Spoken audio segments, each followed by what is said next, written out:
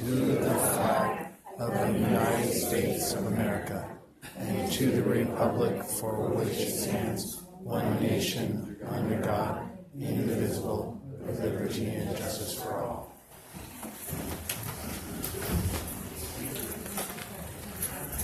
All right, that brings us to G, introduction. Superintendent, do we have any introductions? None at this time. Thank you. H, minutes. H1, Special Board of Trustees meeting minutes from March 1st, 2018. All right, in front of us tonight for approval. I will move to approve. Second. Any discussion? Hearing none, we'll move to the vote. All those in favor? Aye. Opposed? Motion carries 3-0. Trustee Briscoe, absent. H2, regular Board of Trustees meeting March 6, 2018. Again, is in front of us for approval. So moved. I will second. Any discussion? Hearing none, we'll go to the vote. All those in favor? Aye. Aye. Opposed? Motion carries 3-0. I time certain, 6:05, presentation, student finalist winners, annual Holocaust art and writing contest. I1 is in front of us tonight. Superintendent? Yes, I'd like to turn the microphone and podium over to Assistant Superintendent Jody Brentlinger, who's going to share some information about this program and also introduce our student winners that are here this evening. Thank you. I think we just had another student winner walk right in, so we'll help get her over here. Thank you. This evening it's my privilege and my honor to recognize some more outstanding talent here in the Ocean View School District. On Friday, March 9th, public and private middle school and high school students from across the county, Orange County, LA County, and even internationally competed in the Holocaust writing and art contest. This year's theme was Messenger of Memory. What will your message be? It was intentionally selected by Holocaust survivor Elie Wiesel, and she is an author, teacher, and Nobel Peace Prize laureate who believes memories of the Holocaust can become messages. So this year, all 4 of our middle schools participated in the contest. Using the contest criteria, 3 students were identified from each of our 4 middle schools for a total of 12 entries submitted into the contest this year. Inspired by the theme, student entries were submitted in art, poetry, prose, or film. So I am pleased to announce tonight that we have 6 of those entries here with us, and of those 6, 2 of them received first and a second prize. Quite honorable recognitions. So I'd like to start from the category of art, and entries in the area of art were judged on the art piece's ability to reflect genuine engagement with the survivor or the rescuer's testimony in its historical context, constitute a thoughtful and creative response captured in 100 words or less. Examples of entries included photography, computer-generated images. They could have been in charcoal, pencil, pastel, chalk, watercolors, acrylics, or oils. So we have 3 that entered in the area of art. One is Cassidy Day. So Cassidy, if you would come up, we'd like to recognize you with the certificate. And maybe we could have Dr. Hanson, would you be so kind to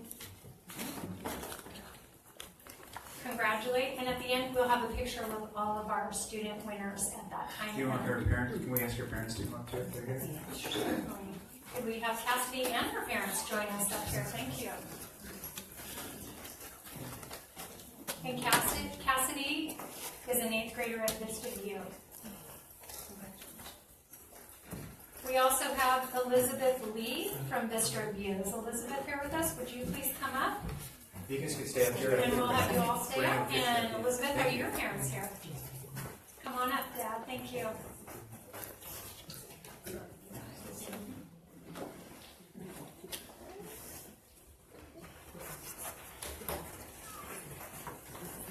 In the area of films, entries were judged also on the film's ability to reflect genuine engagement with the survivor or rescuer's testimony, constitute a thoughtful and creative response, and had to be no longer than 3 minutes in length. And we have with us tonight Samantha Vu. Is she here? Come on up, Samantha. Are your parents here with you? Look at the smiles on Mom and Dad's face.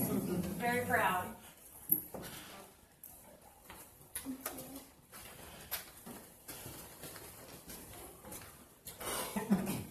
area of poetry, entries were also judged on those same themes, and they had to constitute a thoughtful and creative response that was no more a thoughtful and creative response as the prose that was.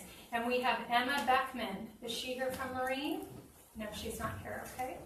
And we have Cecilia Lamb from Springview. Is she here? No, she's not. Okay, and we knew that Sandra Chan was going to be unable to make it this evening. And finally, in the area of prose, or for those of us, essay, they had to write an essay with thoughtful and creative response, and it could not exceed 1 page. Now, for us adults, that seems very difficult, but for kids, I think sometimes it's like, can they fill a page? But very thought-provoking. So in the area of prose, we have Ryan Alraney from Marine. Is she here? Am I not saying that correctly? Rayan? No, she's not here. Thank you. And Jessica Gibriel from Springview. Come on up. Thank you, Jessica. And are your parents here? Dad is. Great. Thank you. Congratulations. And as I mentioned earlier, we have 2 winners in the entire competition here from Ocean View School District this year. And our first is a 2nd place winner. It's Nicole Nguyen. She is a 2nd place winner in the area of art. So Nicole, would you please come forward? And not only did she receive that honorable recognition, she also received a cash prize of $200 and a laundry list of all kinds of other wonderful goodie bag type things. But we also, in Ocean View School District, have a 1st place winner in the area of art. It is Amy Arenas. Would you please come forward, Amy? And Amy is a 1st place winner in art. She also received a cash prize of $400, as well as she receives a all expense paid trip for she, a guest, and her teacher to the Los Angeles Museum of Tolerance for an exclusive tour. And another little tidbit is Amy has a teacher by the name of Tracy Souders, who is the wife of our board president, Jack Souders. So quite another just wonderful piece of recognition. So again, the talent that we have here in Ocean View is just amazing with every contest that we enter into. They never cease to surprise or amaze us. So may we give them a big round of applause.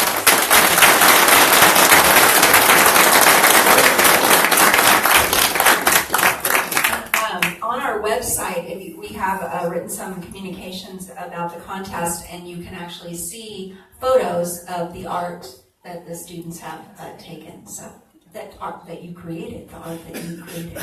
So congratulations, and I think we'll have a photo, and maybe we have the students come together, and of course, or the parents. We want you to stay up there, stand behind your student. You can stand behind your student or next to your student.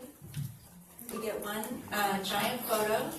And if the board wants to join them, then maybe we'll take one with just and then we'll get them with just the students after we get everybody.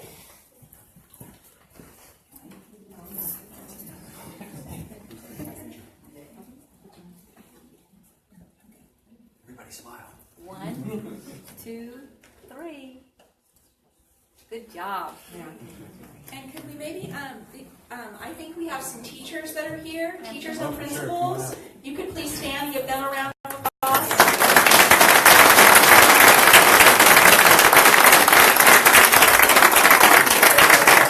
And maybe we can have a photo with the principals and any of their teachers that are here with just the students. So now we'll let the parents sit down. Mr. Lynch. We can have you just step here. We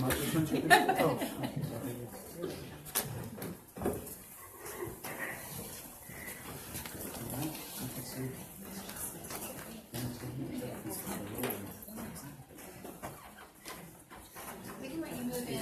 Amy, you want to move over?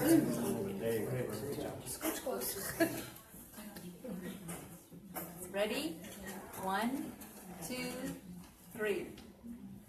Nice. Congratulations, guys. And thank you so much for your contributions, and thank you, parents, for coming out this evening. We're so glad that the board could hear about this wonderful program and recognize the students.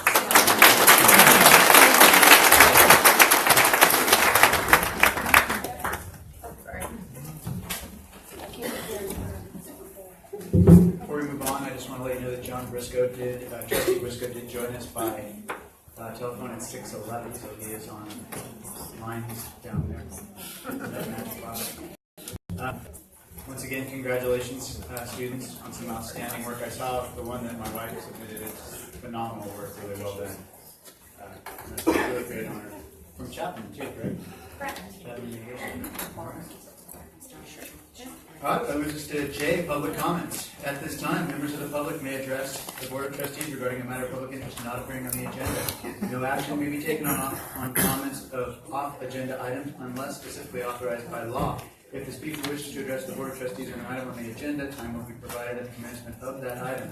In addition, the speaker may use his or her time during public comments to speak on the agenda item if he or she wishes, but shall only speak once on the same agenda item. In order to address the Board of Trustees, the speaker shall complete and turn in a blue card to the Board of Trustees recording secretary prior to the start of an open session of the board meeting. If the blue card is turned in after the start of an open session, the speaker will have the opportunity to speak during any other public communications to the Board of Trustees later in the meeting. Comments shall be limited to 3 minutes per person. Clerk Clayton Tarvin, do we have any communications? We do. We have 3. The first is David Whitzling.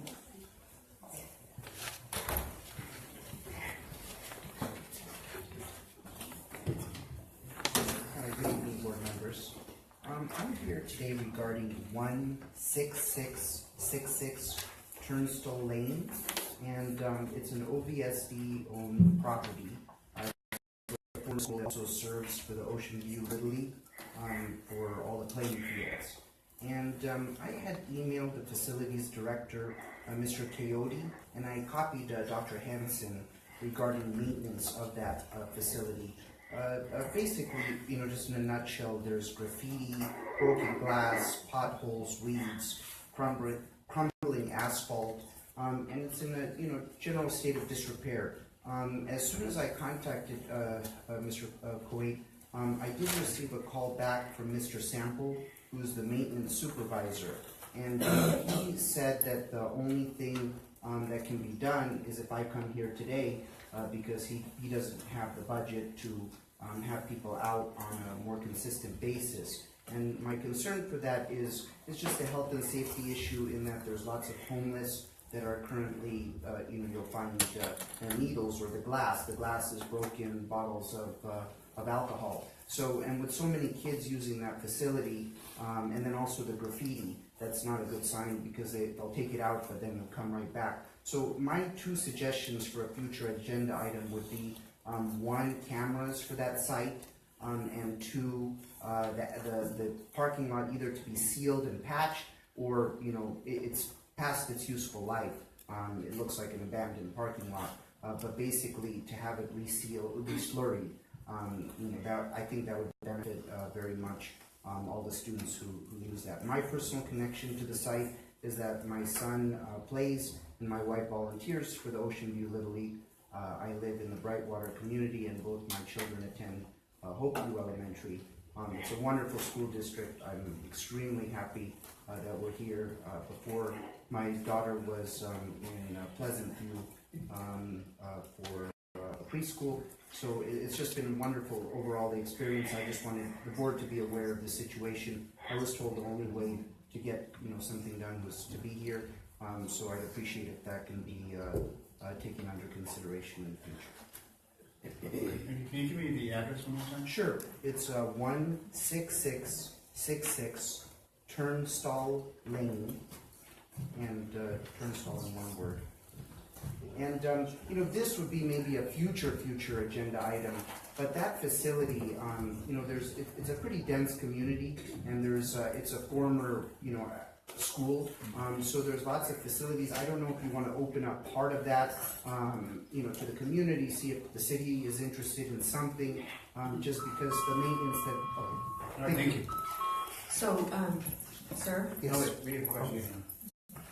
So as part of the California Brown Act, we can't have a back and forth conversation. Sure. Board members can make very brief comments or ask for clarification or something like that. I just want to let you know that my child plays Little League there too. My child goes to Hobie. We have similar things in common. We are listening. We can't have a conversation, Sure, but sure, what of I'd course. ask you to do is to please give your information to Dr. Conroy so that he can give you more information. You can be helped. Okay, thank you. So should I email, would that be, or just, right now? Okay. Right now, you can speak to Dr. Conroy, and you can give your information.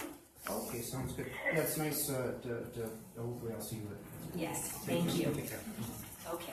Next speaker is Jenny Winters.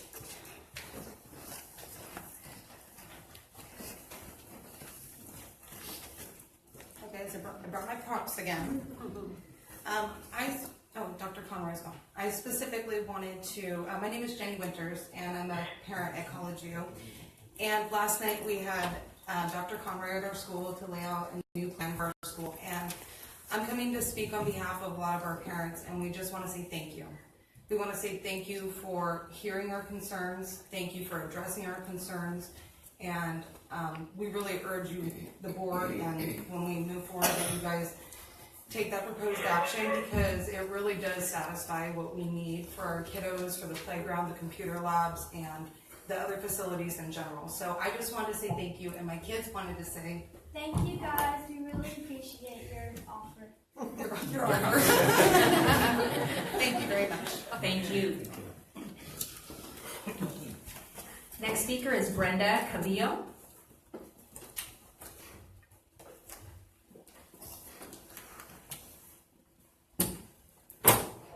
Good evening, board members. My name is Brenda Calvillo, and I'm a long-time resident of Huntington Beach. And I don't have any children, but I'm a big-time volunteer. And I just wanted to come here and thank every one of you for having such a wonderful school district. And I specifically volunteer over at the farm. And as you can tell, I have a slight disability with my motor skills. So being out there in the fresh air on the weekends, it's such therapy for me. It's so wonderful. And the animals, they couldn't care less what I look like or how I walk. All they want is food, food, food. So when I go there and I bring volunteers from the community of Huntington Beach and Orange County, they have no idea such a place existed.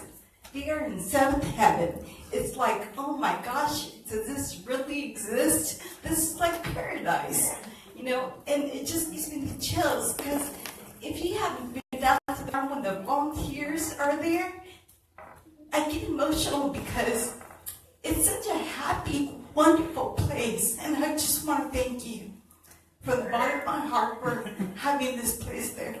For all the animals, I mean, there's Ethel the goat. If you get to know the animals, Ethel the goat, she sees an orange and she goes crazy. And what animal doesn't like bananas? So I personally go and make sure that I have a bushel full of bananas on Saturday and Sunday. I volunteer once a month so as not to burn out my volunteers who are so eager to help. You know, they're like, what can we do next? What can we do next? And they're able-bodied, so they're running all over the place, doing the hard work, you know. And I'm just pointing fingers. You do this, you do that. But, you know, I'll pick up a broom and I'll try to work my muscles as best as I can. But I just wanted to let you know that you have such a special place in Huntington Beach. Just want to thank you. Thank you. One moment, please. Ms. Calvillo. I just wanted to thank you for volunteering. We desperately need as many volunteers as we can. It's so wonderful to see someone like you enjoying all the work that you do. So thank you very much. Thank you.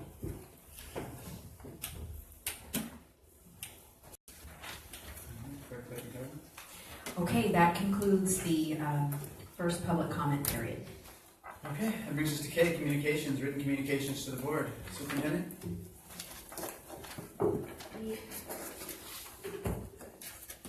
since our last meeting, we received 2 written communications from Mr. Chris Epstein dated March 13th and March 14th. Thank you.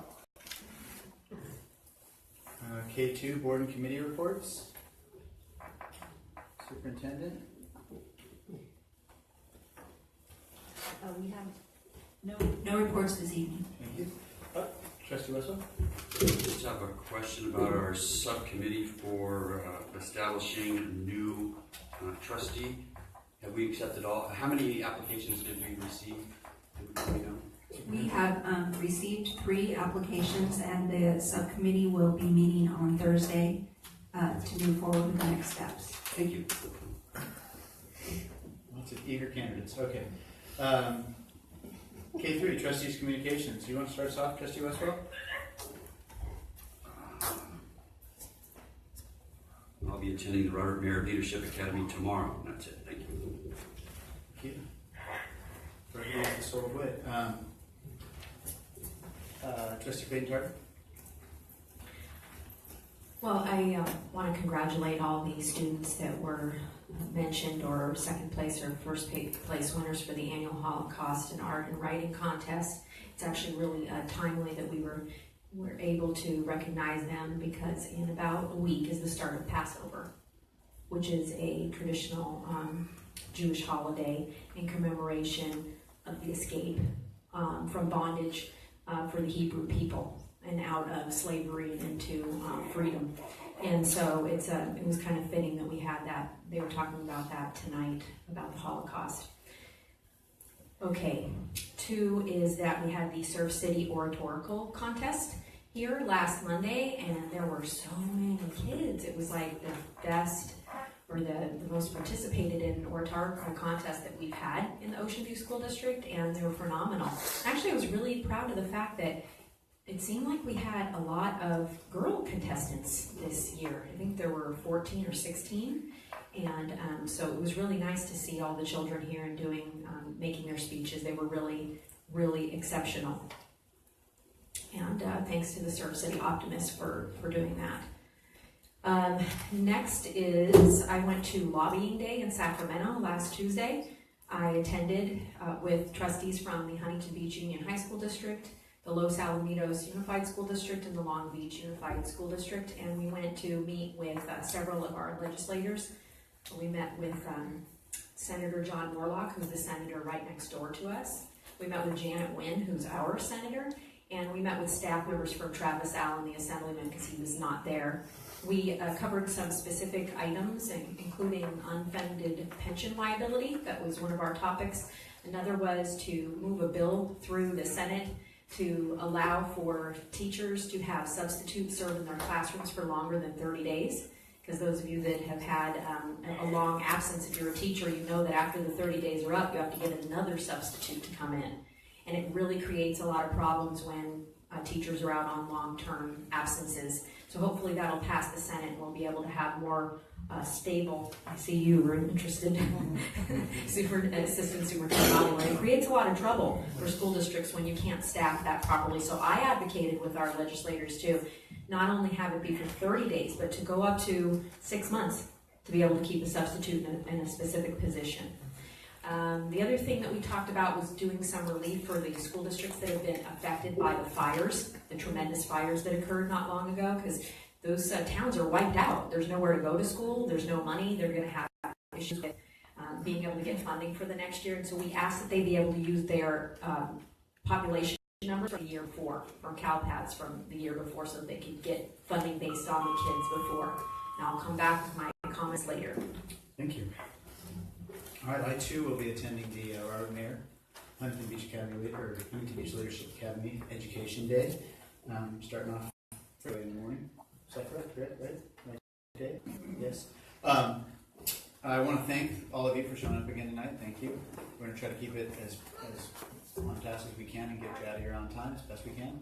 I wanted to share my thanks and appreciation to the principals for the hard work that goes into working with all our students in the Chapman Art Contest. I know that getting them up there and getting them nominated and kind of lighting the fire into the teachers to get that work done and turned in is it's a great thing that you're doing. It's good to see our kids receiving a lot of those awards, and I understand that there were quite a few different districts that competed, so for us to take wins, and that is exceptional. On that same note, March 23rd to April 14th, we have our students work in the HB Art Center, which I believe is downtown on Main Street. There's going to be a reception April 13th from 5 to 8 p.m. and the theme this year is Creative Visions. You can go there anytime during that time and see the art, but I highly suggest you go during the reception on the 13th, April 13th. It's phenomenal. A lot of our kids show up there and you get to see all the work, see them. There's dancers in one room off to the side, at least there was last year. I hope to be back this year. And some other performances, and then there's visual arts as well. It's really a great time to see a lot of the great things that our students are doing that are, it's good to see them excelling in English and math, but the arts as well it's kind of a different sort of scene to see our students in and get celebrated for. And it's also downtown, which is nice because we're kind of spreading out into the rest of the city. So I encourage you all to go down there and check it out. I believe it's free. It was last year for me, but then sometimes they let me free because I'm on the board. But I think it's free, right? Reception day? Thank you. Anyways, with that, we're going to move on. Yeah. And I'm sorry, Trustee Briscoe on the phone. Do you have any trustee comments? Rick Small, 2. 1, I attended the oratorical. They have the best speakers, and they are countless of hundreds of dollars richer on the Optimist Club. I'm pleased to have joined myself. I'm now a Rotarian and an Optimist. Second, the art show downtown is phenomenal for all students. Our students' art is exceptional. It displays student skills, talents, and learning, but also displays our teachers, instructional staff.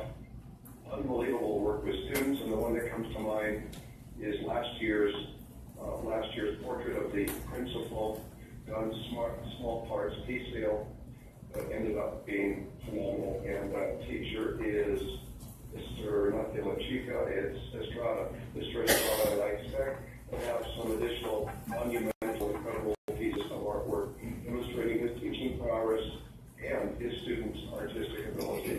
Everybody should go down there. This is an art show that the city of Huntington Beach happily and willfully refused to let the Ocean View School District participate in until approximately 2 years ago, and now we're in and strong, and I think our art is the best there. And that's my comments. Thank you, Trustee Briscoe. That brings us to K4, Superintendent's Communication. Superintendent? Good evening. I just wanted to say to everyone that attended tonight from the art and writing Holocaust contest, thank you so much. And I know that they left, but we want to say thank you. As I attended events and observed classrooms during this past week, I'm reminded of how incredibly bright, thoughtful, and compassionate our students are that attend our schools. And I'm also very proud of the staff that support our students in their work as they help them not only develop but model for them. I'm proud to report such stories as you've heard tonight about the Surf City Optimist Contest, the Holocaust Writing and Art Contest, and our recent student walkout. I urge you to read our newsletters. They're found on our website and also are sent electronically to families and to staff. I also urge you to stay up to date by downloading our OVSD app. I just want to comment briefly regarding the March 14th events. No students in Ocean View left our campuses, and any activity that took place was completely student developed and advertised, and most were associated with an already scheduled break. And I do appreciate the coordination and support of the Huntington Beach PD. The students were mature and compassionate and demonstrated were all self-initiated activities. And our cabinet members and district office administrators were present on our school sites to ensure that instruction was not disrupted and that events were peaceful and appropriate. I do want to talk about transparent and open communication. Our cabinet is committed to having ongoing an open dialogue and engagement with all of our stakeholders, be our parents, our community, members of our board, our staff, and our students. We're bringing forward tonight some important information about Measure R, and as we've led up to these recommendations, we have engaged with our stakeholders. I know that just this last week, we had meetings at College View, which was one of many meetings at College View and at Pleasant View. And the feedback that we received, as you heard from one parent this evening, is appreciation and support for having that open dialogue. I have also heard from many people in support of our fencing plans, and just today received a couple of emails addressed directly to me asking or sharing their concerns about open campuses in the Ocean View School District. So what I'm hearing from people is that they want us to support fencing, safety, and being fiscally responsible. And I thought it was important to share that with the board, that these are conversations that I'm having with stakeholders out in the community. But most of all, what I'm hearing is that people are thankful that we are interacting with them. As you know, we do have a board vacancy. We will have a special board meeting on March 27th after our subcommittee vets the candidates and announces the candidates. At that meeting, the board will have the opportunity to interview the candidates in open session, and then we'll actually take a vote and hopefully make a provisional appointment on that evening. And the person would then take office on April 10th. And then pending any kind of action by a petition, would remain in the position until the next election. Okay, just wanted to give you an update on that. Thank you. K5, PTA, PTO, PTSA, PTSO, President's Roundtable. Do we have a representative here this evening? Yes. Oh, she is. Good evening, President Sowers, Board of Trustees, Superintendent Hanson, and Cabinet. My name is Leslie Sheridan, and I'm here to report on the President's Roundtable meeting that we held on March 7th here at the district. I'd like to thank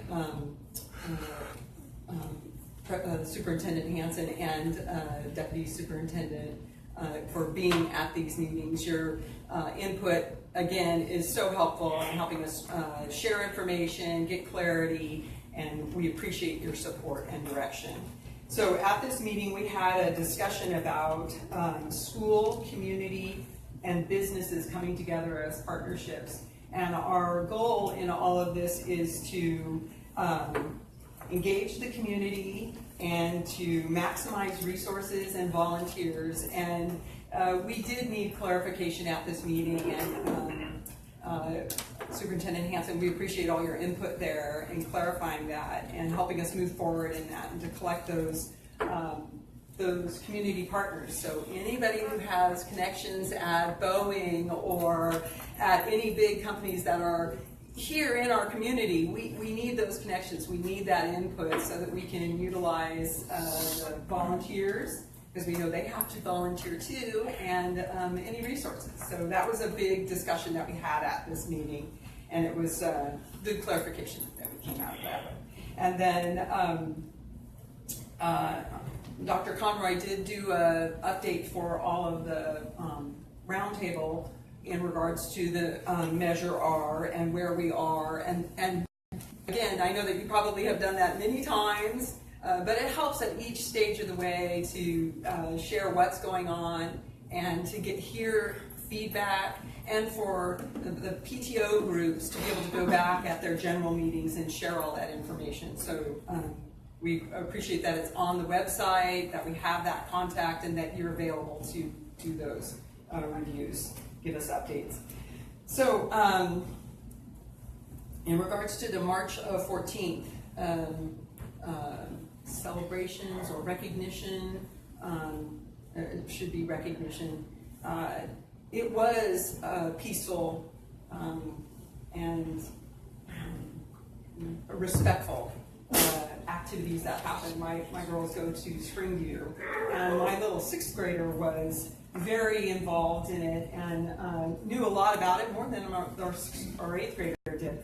And they did utilize their nutrition break at 10 o'clock and did a walk, around the fields, and they were quiet and calm. And I appreciate the district giving the kids the opportunity to participate in something like that, but then make sure that they're safe and healthy and happy, right? So that leads into something big that we have going on in April. April is Child Abuse Awareness Month. And as a district, we're hoping to pull all the schools together to participate in the National Child Abuse Prevention Month, Orange County's Blue Ribbon Awareness Campaign. We're going to be working with Ray's Foundation as a partner in this, and the theme is keeping kids safe, healthy, and happy. And one of the things that they're providing for us are pinwheels, and pinwheels will be a pinwheel garden will be put up at all the schools that are participating. Our goal is to have all the schools participate, and that the kids will be utilizing or putting these together during their regular curriculum. So classes will go individually and plant the pinwheel, and there will be a discussion about why and what they're doing. At Springview, we plan on actually, they have a media department where they actually do a TV show, and there will be, throughout the week, during the morning, in the morning announcements, they'll be saying something about keeping the kids safe, healthy, and happy. Stand up, step up, stand up. And then at the end of the week, they'll be broadcasting that on to the whole school, and then that goes out to the parents as well. So that's something that we worked real hard on, and we are continuing to work hard on to pull together for April, and I believe that the key date is going to be April 11th that we'll be putting the pinwheels up. So that's my full report on our meeting on the 7th. Appreciate all that you guys do. And that's it. Is there any questions? Thank you. Right on time. Thank you. Okay. K6, Employee Associations, Communication, CACA, and OVTA. Do we have representatives here tonight? You guys want to do rock, paper, scissors? See who goes first? Hello, gentlemen. Thank you, sir. Good evening. My name is Pamela Schraub, and I'm representing Ocean View Teachers Association. Good evening, President Souders, Board of Trustees, Cabinet, and Superintendent Dr. Hanson. Well, elementary teachers are currently preparing for their parent-teacher conferences that will begin next week, and middle school conferences after the spring break. We're also completing our report cards, probably some of us right now, to go home soon, and are looking forward to the vacation coming up to refresh and recharge for the remaining 2018 year. I can't believe we're here already. So OVTA wanted to congratulate our 2018 Teachers of the Year, Sandy Lewis at Lakeview and Nikki Hong at Vista View. We're really impressed and proud of their dedication to our school and to our schools and our students. As a part of the Huntington Beach Safe Schools Coalition, the teachers are in support of the board's direction to the fencing that makes our schools a safer place to be. We appreciate the time that you spent connecting with the community and the teachers at each site for their input. And my hope is that everyone has a safe and restful spring break. Have a good evening. CSU?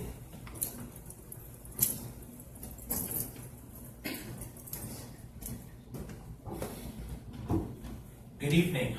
My name is Jason Bozarth, and I am the chapter president for CSEA number 375. And I would like to take a moment to talk about something extraordinary that happened a few weeks ago, which I really don't believe has received a whole lot of attention, or at least enough attention. You see, in West Virginia, the state legislature had decided to make it known that any strike or work stoppage was illegal. What followed was a slow decline in pay from the 1990s until educators in West Virginia were the third worst paid in the nation. This situation continued while rapacious health insurance companies continued to savage their meager paychecks, and tiny raises combined to push more and more educators into near poverty, or forcing them to seek work elsewhere. Finally, they had had enough, and so went on strike. Now, I think that there is an important lesson for all of us here, and that lesson is this. Worldly power rests not in laws, kings, presidents, parties, boards, councils, directors, or administrations, but it resides ultimately in the hands of the people. It is common for society to sometimes separate the people from that power by passing laws and putting them into this group or that. Your parents, you have some power. Your classified employees, you have none. Your taxpayers, you have some power. Your teachers, you have some, but not as much as these other people. It is a smart politician, however, who recognizes the lesson of West Virginia. The distinction between these different groups is illusory. As a lesser politician myself, I try to recognize that any authority I possess is by whatever consensus agrees to make it so. Now, fortunately, we here in California are a forward-thinking lot. And with PAL and other programs, OVSD is already much further along the path of equality than most. We still have our problems. Our compensation is typically listed near the bottom of many area surveys, and I feel that that is a source of many of our woes as a district. I have faith, however, that together we can plot a course forward, learning from the mistakes of others, and fulfilling the promise of our district to the community and its children. Thank you very much. Okay, that brings us to L1, construction update, phasing of Measure R projects, board direction, superintendent. Okay, we are both going to come to the podium, so you don't have to go back and forth between both of us.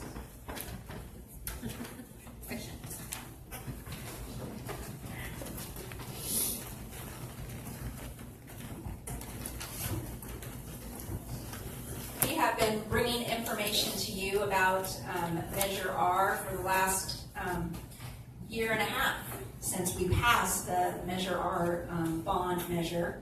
And we now are in a place where we are ready to kind of push the button and say go. And there's been a lot of planning and a lot of discussions and give you our staff recommendations and request board direction on the project phasings that we are bringing forward to you. So over the last few months, what we have heard is the voice of the community. We had originally set out to have 2 interim school sites, and we've heard the voice of the community, what that would look like, what that would mean, and there's been some concerns about that. We also know that the safety of our students has risen to the top of the list because of the current climate, but just in general, what our own community feels. We continue to know that we have a strong educational program and a strong instructional program, and that what we've heard from the voice of the community and from our staff is that we want to maintain the integrity of that educational program as much as we can as we move forward. We also have many financial experts that we consult with, as this is a big responsibility to manage a $169 million bond. And we have the fiscal responsibility to manage the cash flow, as we know that the bond is bought in bonds and comes in certain packages of cash that come at different points in time, and we've got to manage all of that. And also, we want to look at the number of schools that can be touched as we begin this project. So these are all things that we are considering at this point. So as we bring forward some options to you, these are factors that we wanted you to know that most recently we are looking at. So as we've shared in the past, we want to make sure that we balance all the information that we receive through the course of time to make sure that we're making good decisions. And again, we want to start with the scope, which is the district's responsibility, that we assign the design to the architect and the constructability to our construction manager. And we do all that balancing with measure our proceeds and the cash flow and the timing of which we do receive those cash based upon the various series that we sell. And we have 4 series. We received one of those of $40 million. Dr. Hansen mentioned the option that we had been working on for a while was modernizing 2 school sites in 2018-19, which was to modernize Westmont and College View, to have 2 interim sites. And as we've been able to get more information based upon our planning and the plans for each site, the projected cost would be in excess of $8 million. And one of those sites in this particular option would not be utilized for the whole duration of the project. This option also has some cash flow limitations based upon the phasing of it by putting 2 schools at one time, because during 2 consecutive years there would be an option or no option to modernize 2 schools, 1 school each year because of cash flow. In addition, as Dr. Hansen mentioned, that safety has risen to the forefront of the community's topics and conversations with district employees. And as a result of this option, we would the fencing would be delayed, and we would not be able to do as much as we could in the next option I'm going to share with you. Option 2, this is an option to modernize 1 school at a time. We'll go in the same order. We'd start with Westmont in 2018-19, and then College View in 2019. This enables us to do some other projects, again, because of cash flow. We would only be utilizing 1 interim site, which would be around $4 million. So we would save about $4.7, $4.8 million to be able to go toward other projects. And to bring some projects forward that would be later in the project. We're looking at doing some improvements in Harbor, and then on the facility master plan has a plan to put an access road from the front of the school to Pyle. We've been able to do fencing at schools that basically are not in the Measure R project, Harbor, Hope, Lake, and bring fencing to Golden, Village, and Circle early on. We maximize the cash flow because it enables us to do all these schools, and more schools through the course of this project would be touched. The 3rd school in 2021, we would modernize Marine as the first school. We'd be doing fencing projects at Oak, Star, Mesa, Spring, and Vista. And by the 3rd year, we will have done fencing projects at 14 schools.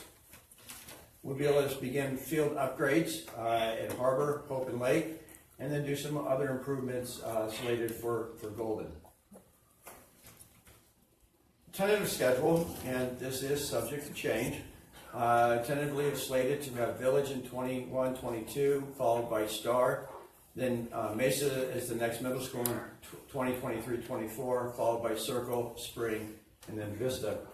One of the caveats, realizing that Spring does have an issue with their HVAC system, and we have plans in the summer of 2019 to upgrade their air conditioning system, so that that will kind of the bridge until they get to their full modernization, so we can address their biggest need.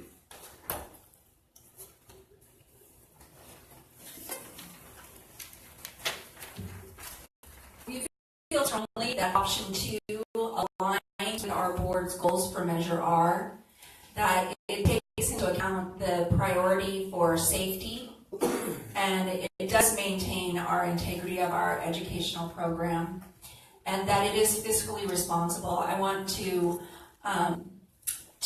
point out that if we were to go with option 1, which would start with 2 schools, what would happen is there'd only be 1 other year in the 9 years. This project is 9 years long. There would be only 1 other year that we could do 2 schools at one time. So in essence, what we would be doing is completing the same number of schools in the same number of years, but we just go fast at the beginning, And then we'd have a couple of years where we'd do no modernization because we wouldn't have the cash flow to be able to do the modernization in about 3 or 4 years. So what that means is that we are funding an interim housing for only 2 years instead of the whole 9 years. And we don't think that that's fiscally responsible. And we do feel that option 2 acknowledges the community voice, because we've heard concerns about having an interim housing that doesn't have all the bells and whistles at both places. And as you've seen, we've already looked at plans that are taking us up to $8 million. And in order to continue to meet that community voice, it would have to go even higher. We don't think that's fiscally responsible. So using option 2, it allows us to only have the one interim housing site and be able to have all of the playground equipment and the computer lab that people were asking for. And at the same time, it's more centrally located than the Pleasant View site. So that is why we are looking at option 2. And I just want to review, we review these. Dr. Conroy has been diligent and committed to making sure that we abide by these. And I think you'll see that our recommendations give us the safest possible manner to go about this, because we're going slow to go fast. This is the least disruptive or least inconvenience to the educational process. It's the most efficient and economical, dollar-wise. And we maximize control of the construction process by minimizing the problems and enabling more solutions should problems materialize. And I feel like that's what we've done right now. And we are completing all work as quickly as possible, weighing out those other factors. As I said, both plans complete in the same amount of time. Just one plan saves dollars and is less disruptive to our learning environment.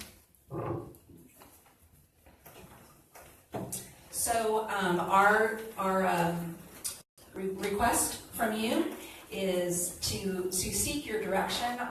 Our recommendation is option 2, one site per year, increase opportunity for fencing more early on in the bond, and more opportunity for field upgrades.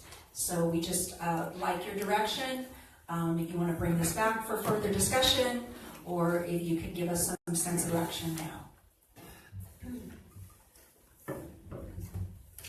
Board? Questions? Comments? Trustee Briscoe, questions, comments? I have no comments. Trustee Westphal? I'm fine with it. I'm fine with it. It saves money, and it just extends the process of it. Okay. Trustee Westphal, you have the floor.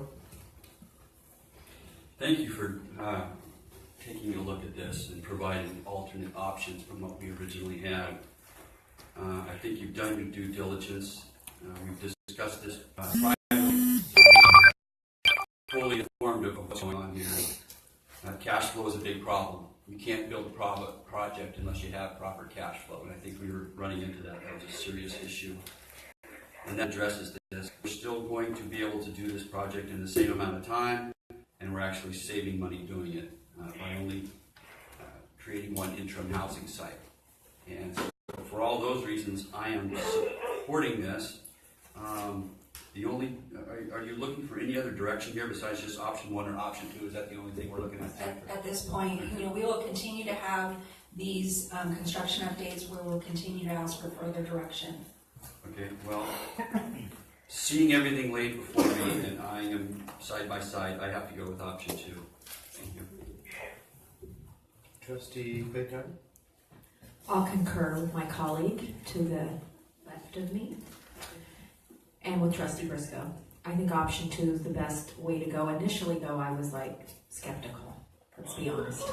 I had a meeting with both of you. Thank you for meeting with me in my, to answer my questions and deal with my concerns.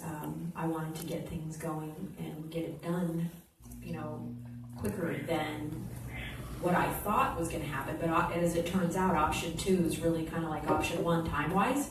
So what's, the difference? But I think what really sold me is when you showed me the $8 million price tag of the 2 interim housing sites, and as far as our fiduciary responsibility to be able to use our funds most efficiently, that was a big factor for me. And then probably maybe at the same level, the safety and fencing, issue would have been delayed.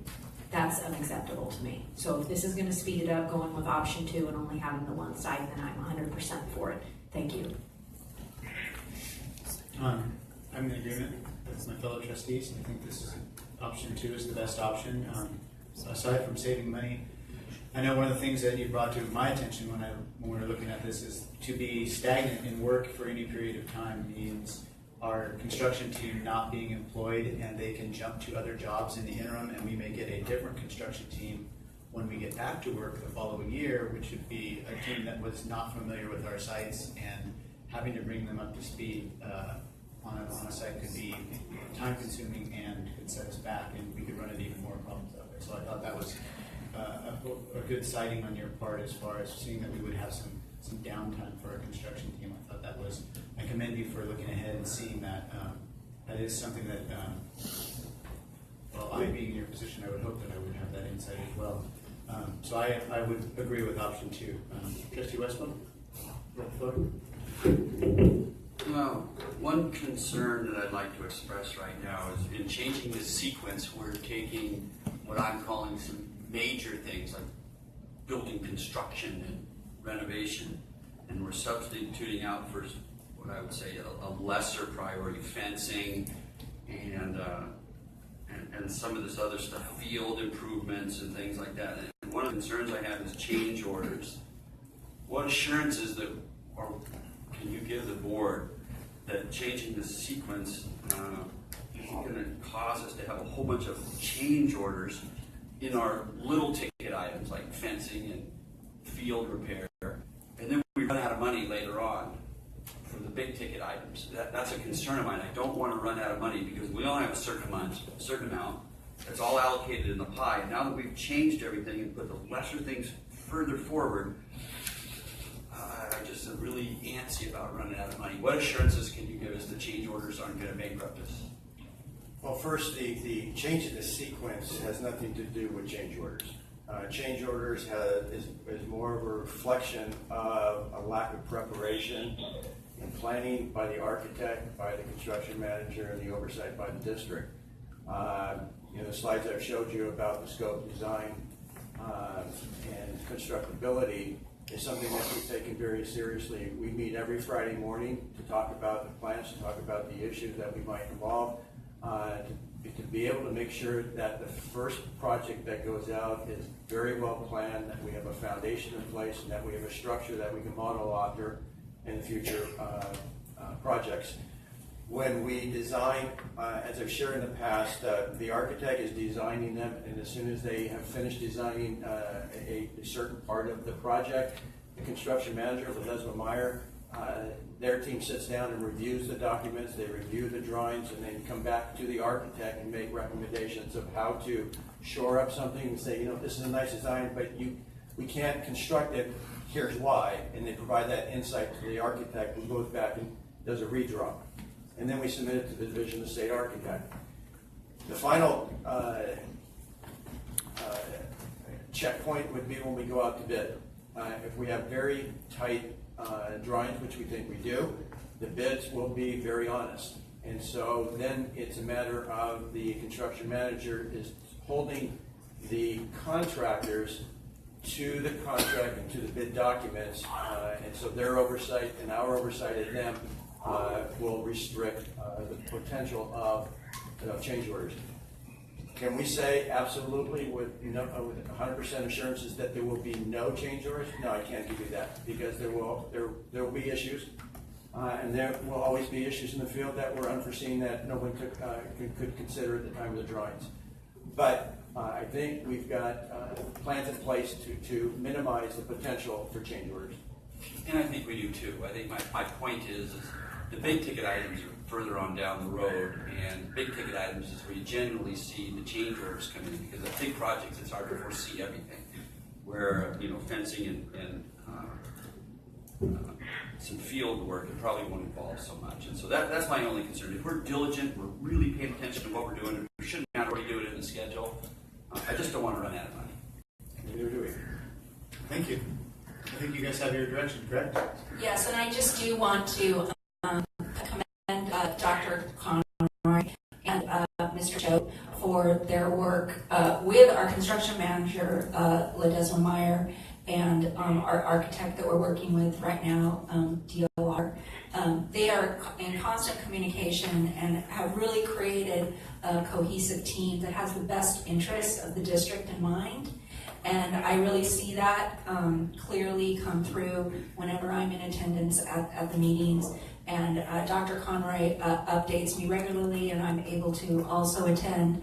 And I'm glad that President Souders pointed that out, because that relationship that we have built with these businesses are really benefiting the district, and we want to keep that relationship and that long-term and that consistency.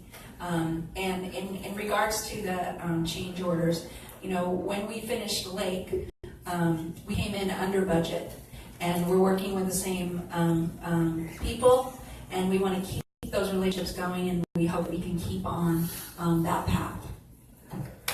Trustee Westphal? Yeah, one more comment. I visited Parkview recently, and I noticed that they have some playground equipment out there. I guess it used to be the kindergarten area, some swing sets and some other playground equipment. I'm wondering if we could relocate that over to one of our interim site, since it doesn't seem to be using. I just wanted to throw that out. You don't need to answer it. I just noticed that there's some extra stuff over there. Thank you. Appreciate it. Thank you. I think we have our direction, and we appreciate it. Thank you.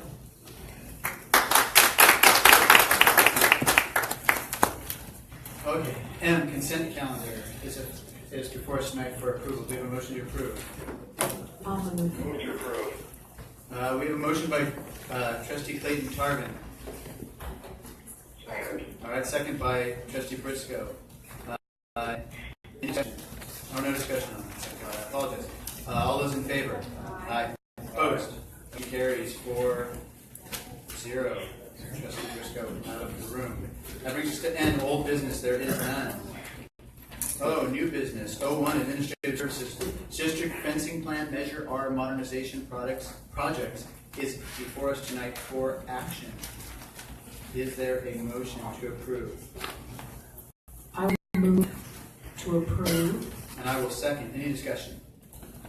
Trustee Westphal. I am still concerned about the perimeter fencing adjacent to pocket parks. Well, now we have no fence at all, and the community is really used to just considering that to be one giant park. Now we're going to put an 8-foot fence bifurcating a big grassy area out there. I just don't think a 6-foot fence is required now that part of our property. The rest of the neighborhood fencing for city code is 6 feet. So everywhere there's 6-foot fences behind everyone's house, now you're going to go 2 feet higher than that in the middle of the park. I just don't think that's aesthetically appropriate. I don't think it's needed.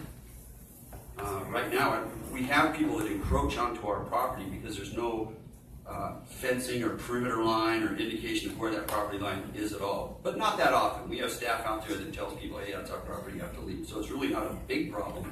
I would think putting in a 6-foot fence would assure that people aren't going to be crawling over the fence coming into our schools. I don't see the need for an 8-foot fence. I really, really don't. And I would encourage my colleagues to reconsider that 8-foot height between our property and the pocket park. Other than that, I can pretty much go with the rest of this. I hear what our community wants. I've heard what our community doesn't want, and there's differences in there, and that's all debatable. But really and truly, safety is number one. We want to have safe schools, and predominantly the people who want fences are the people with children. Obviously, they want their kids safe. I get that. So I could go along with these fences, but I'm having real trouble with this 6-foot in the middle of the pocket park. Anyone else have any feelings on that? Well, I'd like to make a point of order because we have a speaker on this agenda item. It would be Emily Anderson. Yeah, I apologize, Ms. Anderson, if you could come to the microphone. No worries. That was not trustee Westfall's fault, that was mine.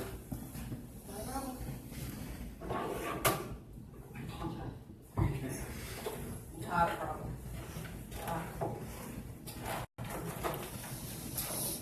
Meeting board. I wanted to just say briefly, real quick, as a parent, I also really liked option 2. And while I understand budgets are absolutely concerning, the budget last meeting was eye-opening, to say the least. I stated before that I'm very for the fencing of our schools, and there's been some concerning incidences that support this need as of recently. I'm currently a credential student myself. I've done a number of observational hours in this district, so I've been to various sites myself. I also, last week while driving down Slater, I saw a boy climbing the fence at Lakeview, and he actually got out of the yard. Being someone that has worked as an aide for special ed in a different district, I saw something that sparked my attention, and I pulled over and sought to help. Turns out he was in fact in their severe class. He had gotten out before. I also recently talked to somebody in the district that told me a few years ago a child got out of the yard, got across Slater into someone's home, and there was a man in a shower who came out to a child with no clothes on. I can't be more explicit as to why fencing is needed. These kids can get over these fences in no time. It's not just about keeping people out, it's about keeping kids in. And maybe people who don't have children with special needs, I myself have one myself, you don't get it. People don't get it. It's about keeping kids, and we're a village. It's not just about your kid who's perfectly normal. It's about keeping all kids safe. Additionally, there's an issue with pets. I cannot tell you, if you don't think it's a problem, I encourage you to go to any one of the pocket parks before school, after school, during school, and just sit there. I have almost stepped in dog poop numerous times in the park at Oakview because they see responsible pet owners walk their dogs. I've seen them with Flintstone as their friend. Yep, they come right across there, across the whole grass area to the back of the park, and then walk back around. During school hours, when the kids are still on the playground, I've seen numerous dogs at various pocket parks off leashes. Any one of those dogs could jet across the school, attack a child, attack a staff, poop on the yards. And as also I want to point out, I was recently at Springview, and I noticed a sign that says no dogs, has a municipal code. I think that all those signs should be posted at every single school site explicitly, where anywhere there's people crossing. And as far as fence height, I don't know why there's such a banter between 6 foot, 8 foot. My husband's 6 feet tall. He could easily scale a 6 foot fence like that. Yes, there's an issue between kids getting out, adult people getting in. It's just, I don't think we can be too safe. So, and the people that I talked to at schools, when I told them that fencing was on the agenda and everything, were ecstatic. So. Thank you.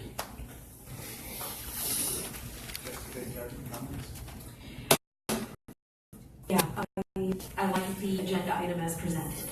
I like it to, and as I move to approve, I'd like it to go through as exactly as it has been presented, and I trust our staff giving us the recommendations that these are the right heights, this is the right material, and I support it 100%.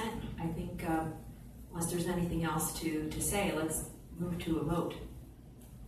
Trustee Briscoe, any comments? Trustee Westfall told us he can hop a 4-foot fence with no problem, or a 5, and he scaled 6. And the 8-foot fence is formidable and much larger. I support the 8-foot fence idea.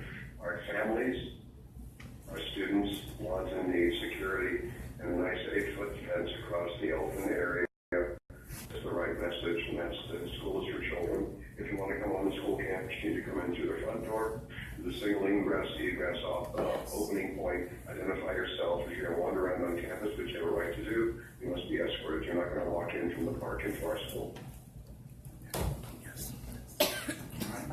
Trustee Westfall? I have a question for Superintendent. Yes, go ahead. Would a 6-foot fence cost less than an 8-foot fence? Superintendent? Or Deputy Superintendent? Yes. Yes, it would. Thank you.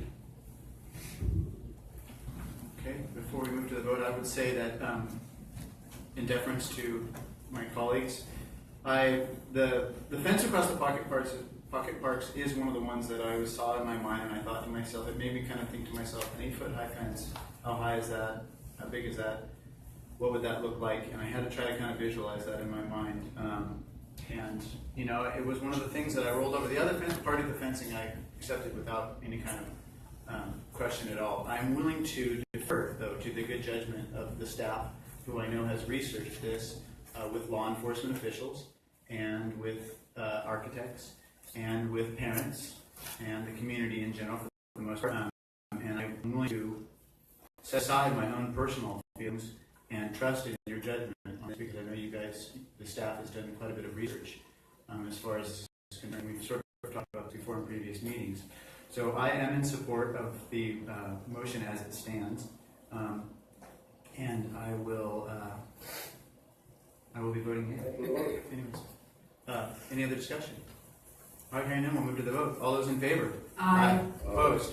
Westwell, no. Okay, motion carries 3-1 with Westwell in opposition. That moves to O2, Educational Services 2017 to 2018 Consolidated Application for Funding Categorical Aid Programs. Winter data collection is in front of us tonight for action. Do we have a motion to approve? Do we have a second? I will second. Any discussion? Hearing none, we'll move to the vote. All those in favor? Aye. Opposed? Motion carries 4-0. O3, Educational Services 2017 to 2018 Proposed District Plan for Expelled Students is in front of us tonight for action. I will move. Do we have a second? That was seconded by Trustee Briscoe. Any discussion? Yeah. Trustee Westwell. This is just a typo on page 23 I'd like to correct before we make an amendment to correct it before we move on. Page 93, middle page, it says district activities relating to the prevention of expulsions are outlined, should be outlined with a D on the end, so you just make that change. That's what I would recommend as a amendment, with a D on the end of outlined. Minor little thing, just a detail. Sounds good. Okay, let's move to the vote. All those. Oh, yes, sir.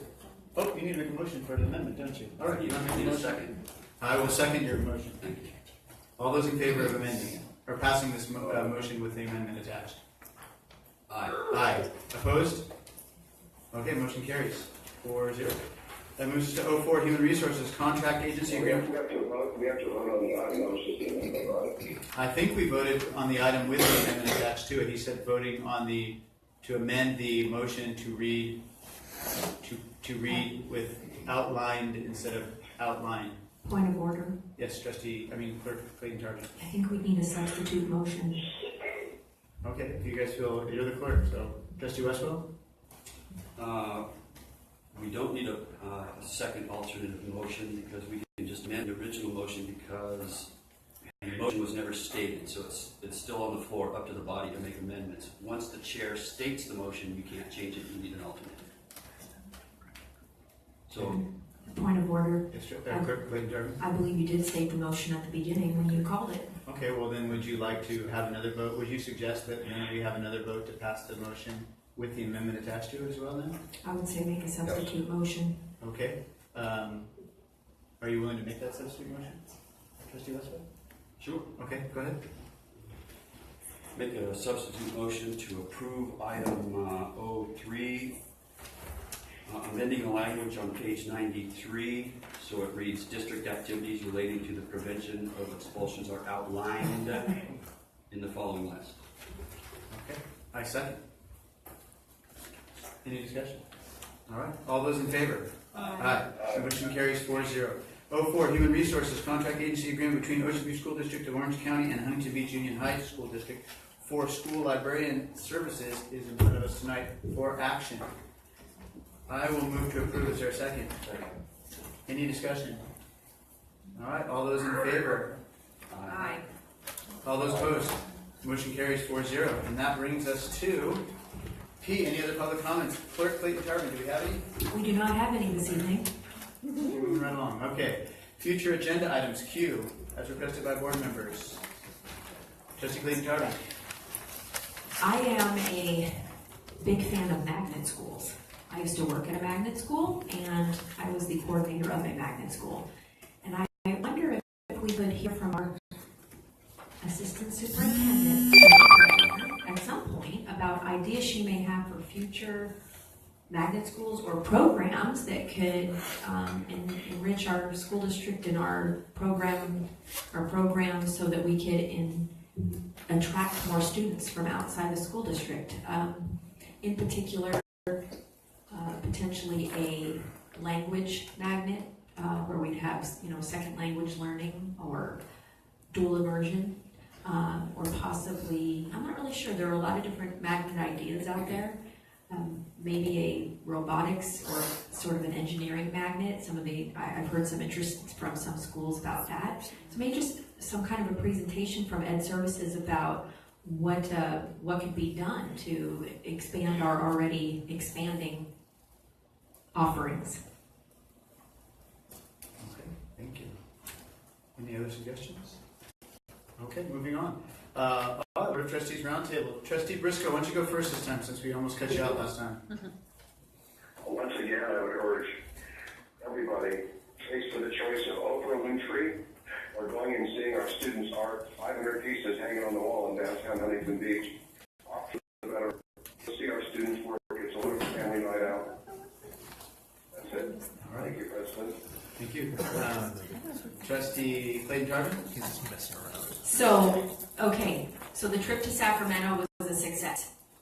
And I think it would be worthwhile for my colleagues to maybe attend next year. We could go, and you can see what goes on at the lobbying day and learn about how to get our points across with our legislators, because they're not always in the loop. They have a lot going on, but I think education should be at the forefront of their thoughts and what they do in session when they go into the Assembly and Senate. I attended the Q conference, actually not on behalf of the Ocean View School District, on behalf of ABC Unified School District, where I'm employed. And the Q conference is the largest conference for technology for teachers. And thousands of people attend this conference. It's phenomenal. I heard that this year Ocean View did send some staff. I talked to Principal Lempert today about it. He went with a teacher, Miss Mans, and you come back with a lot of ideas, but I think maybe next year we should send maybe a bigger team. I would be in support of that, because I think it's a really worthwhile conference to go to. It's the premier conference on how to bring in high-tech or ed-tech stuff into your school district. So, and then I went to a Hope View volunteer breakfast. And it was a well-attended, great volunteerism going on at Hope View and many of our schools around the school district. And I just want to thank all the parents that help with our children every day. And last, I'd like to say also to attend the April 13th HB Art Center, the OVSD reception. And I want to give Trustee Briscoe, can you hear me? Yes, I can hear you. I would like to give you credit, sir, because you were the trustee who brought that to my attention and to our previous superintendent's attention about getting Ocean View into that art exhibit. We were never allowed to participate before. It was all the other school districts that fed into Huntington Beach High School District, and we weren't even on the map. We don't know why, but Trustee Briscoe fixed that, and I give him all the credit in the world, because he doesn't stop until he gets something done. So thank you, Trustee Briscoe, and that's it.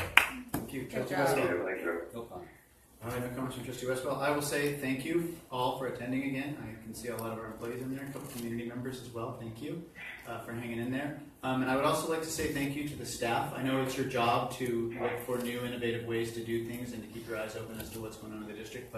And thank you to the board as well for this option number 2 on the construction. I think that that shows a lot of character to be able to say, you know what, we found a better way to do it, and it's going to cost us, and we're going to bring it forth and say, this is something that we think is a better idea. And I think there's a lot of people out there that would say, nope, we got our plan already, we're just going to stick it by God, and that's just where we're rolling. And I think that for the board as well as the staff and our architects from DLR, Jim Choate, the maintenance staff, as well as Dr. Conroy. I appreciate all the hard work that you've put into this and being so forward-thinking as to see ahead as to where the problems might occur and coming up with a plan to fix them. That's exactly how the system's supposed to work. And I appreciate that. With that, I'm going to say good night. We do not have to return from to closed session, so we're going to return to open session. So I will entertain a motion to adjourn. Yes, sure. You please. One moment, trustee. Next line, public, a special meeting coming up in a week. Oh, thank you. Special meeting coming up in, I have it actually written down. Superintendent? 1 week from today. We have a special board meeting, March 27th. Thank you. So what time is that meeting? We haven't decided yet, have we? All right, we'll let you guys know. Thank you. And that is going to conclude for tonight. We have a motion for adjournment. I believe Trustee Briscoe made a motion. Do we have a second? Second. All right, second from Trustee Westwell. All those in favor? Aye. Aye. Opposed? Motion carries 4-0. And the meeting ends at 7:24. Bye, Briscoe.